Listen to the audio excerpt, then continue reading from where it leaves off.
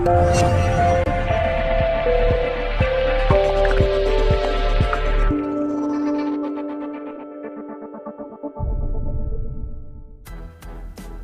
दोस्तों, प्राचीन भारत की शान कोहिनूर हीरे की खोज वर्तमान भारत के आंध्र प्रदेश राज्य के गुंटूर जिले में स्थित गोलकुंडा की खदानों में हुई थी, जहां से इसी के समकक्ष कई हीरे निकाले गए थे। दरियाई नूर और नूर-उल-ऐन जैसे विश्व प्रसिद्ध हीरे भी निकले थे, पर यह हीरा खदान से कब बाहर आया, इसका कोई पुख्ता जानकारी इतिहास में नहीं है। कोहिनूर का अर्थ होता है रोशनी का पहाड़, लेकिन इस हीरे की चमक से कई सल्तनत के राजाओं का सूर्य अस्त हो गया। ऐसी मान्यता है कि यह हीरा अभिशप्त है, और यह मान्यता अब से नहीं 13वीं शताब्दी से है।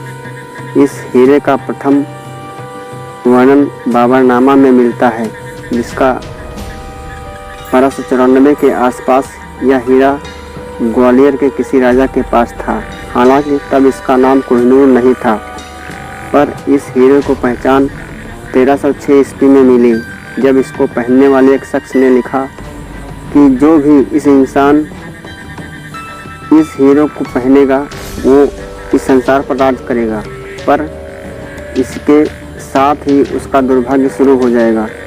हालांकि तब उसकी बात को उसका वहम कहकर खारिज कर दिया गया, पर यदि हम तब से लेकर अब तक का इतिहास देखें तो कह सकते हैं कि यह बात काफ़ी हद तक सही है।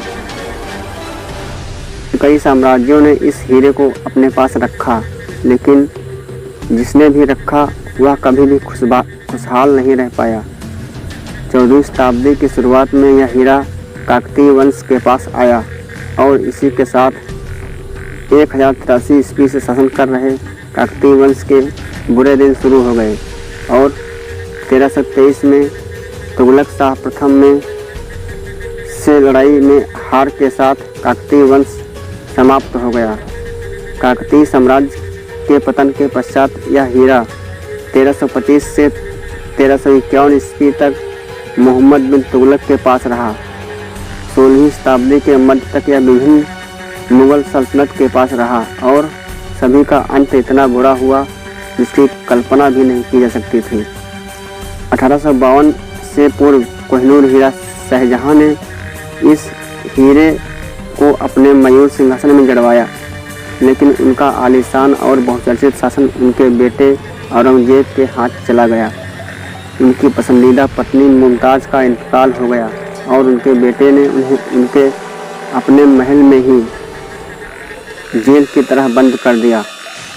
1739 में फारसी शासक नादिर शाह भारत आया, और उसने मुग़ल सल्तनत पर आक्रमण कर दिया। इस तरह मुग़ल सल्तनत का पतन हो गया, और नादिर शाह अपने साथ तख्ते ताउस और कोहिनूर हीरों को पर्सिया ले गया। उसने इस हीरे का नाम कोहिनूर रखा।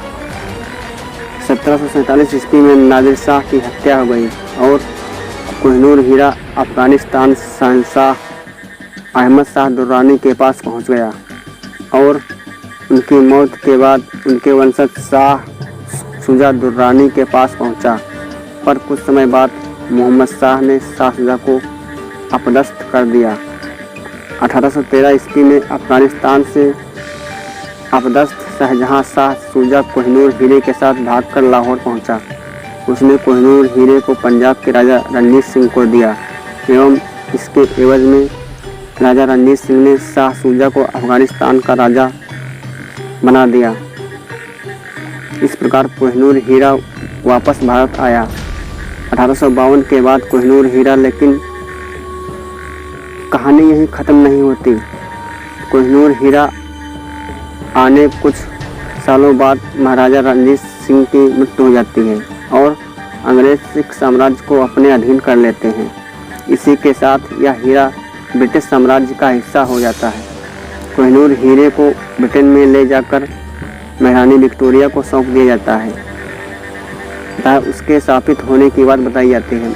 महारानी की बात समझ में आती है, और वो हीरे को ताज में जड़वा के 1852 में स्वयं पहनती है, तथा यह वसीयत करती है कि इस ताज को सदैव महिला ही पहनेगी। यदि कोई पुरुष ब्रिटेन का राजा बनता है तो यह ताज उसकी जगह उसकी पत्नी पहनेगी।